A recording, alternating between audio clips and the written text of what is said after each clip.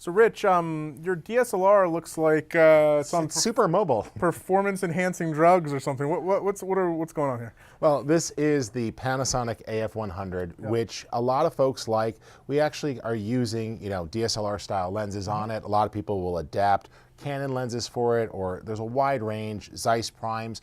This is the logical evolution of, we had DSLRs, everyone fell in love with the large sensor look, and this was Panasonic's response of giving us some of the features that we're used to on a pro video camera, like SDI output and others. And we'll take a more detailed look at this actually in a few weeks. Sure. But we've got it hooked up. We've got a follow focus on the side here. Works really, really well. And this is going to make it very easy for me to tell what's happening as I'm making my focus. Now just take a step for a pause for 1 second here, Rich, because the follow focus, and we've talked about this in other episodes, the follow focus is a system of mechanical gears that there's gearing on the lens, there's gearing on the follow focus, and it does a couple things, right? By taking your hand off the actual focus ring on the lens, you're getting less vibration, less movement, less noise, all that kind of stuff.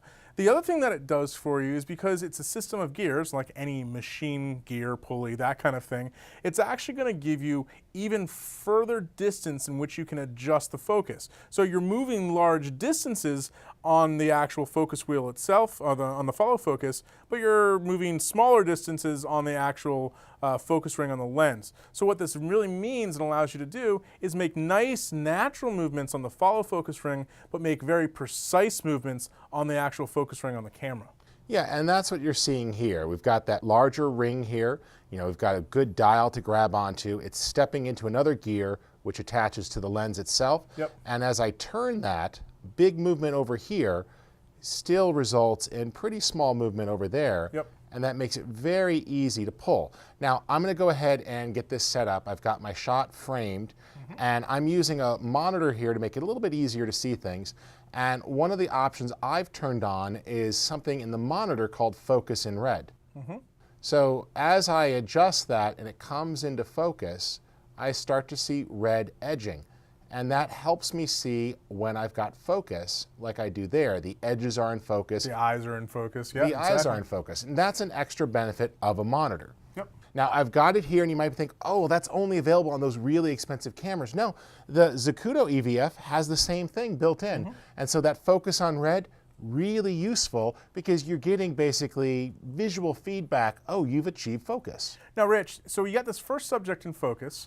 Let's take a look at actually making the rack with the follow focus. Well, one of the things I've done here is you see there's this little tick mark here on the side, and I could adjust that, and different follow focuses are going to work differently. And what I want is just have that in my line of sight. And then taking my fine tip marker here, I'm just going to put a little mark there to basically identify. There's my focus point. And different follow focuses, some of them will be writable like this. Other ones, you might have to use little slivers of tape. Yeah, a lot of people will cut, and some people don't want to use this. They'll just take tape and cut little triangles with sharp tips on them. That's great. Well, I've got this, and I'm just going to adjust my pan a little. I've got both my subjects in, and I'm going to rack focus the other way. Now, as I turn that, notice, we're pushing both subjects out of focus. You're kind of into infinity there. And I start taking it around. I'm coming up on my mark, and there's the first monkey in focus. And I keep going around, and that second one is looking more in focus. Now again, I'm going to take advantage of my focus in red there, and it's definitely showing more focus there. A little bit of red on that first monkey, but I could see that it's not really in focus. It's kind pretty of clear. Edges, And that other one looks good. So on my ring, I'll just put a second mark.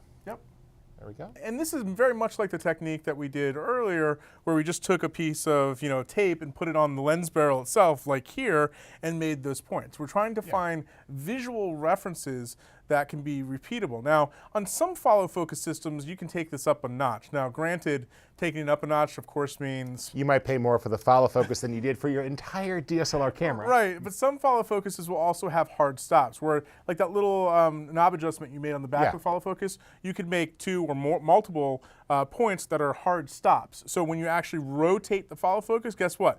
They stop at those points. So you can't overshoot it or undershoot it and that kind of thing.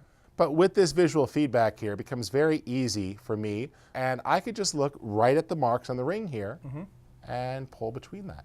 Absolutely. Now, Rich, on this particular follow focus, you might notice that there's one extra piece of gear attached to the follow focus. I noticed it. I was touching it. Well, yes, but what is it?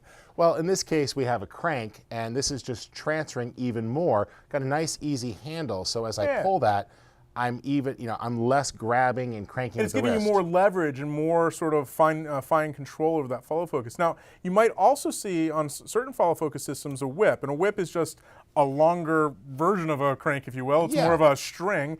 And with that, your assistant could stand off to the side and they can make moves, or if you were looking at the monitor, you could stand to the side and turn it. Again, it's just a way to minimize the vibration and give you the force you need to make this turn. Absolutely. And it's just easier. Now, we definitely have that there. You see how easy that is to pull between those two values. You could see there, we go from the background in focus to the foreground in focus. All the things you've learned here, just another way of using the follow focus. And that's one main advantage here, is making it very easy for that to be a repeatable rack focus. Right. And so at the end of the day, there's a lot of different ways that you can perform rack focuses. And, lens choice goes into it, right? We find it easier sometimes to use fixed aperture lenses or prime lenses simply because the quality of that background blur is going to remain constant as you're adjusting focus and moving back and forth. And, using zoom lenses, you can kind of run into problems sometimes if you're doing zooms, that your background blur quality is going to change and that kind of stuff as well for doing rack focuses. But for the ultimate control, I think we just hit it, right? Is a follow focus unit is going to give you sort of the most tactile and repeatable control over performing nice rack focuses. Right, so it doesn't matter what your budget is, as long as you start somewhere. Remember, you could just pick up a cheap old prime lens and have that flexibility with the wide apertures to get started, and then as you get up in quality of production, you might step up with equipment. For lynda.com, my name's Rich Harrington. And I'm Robbie Carmen. Thanks for joining us.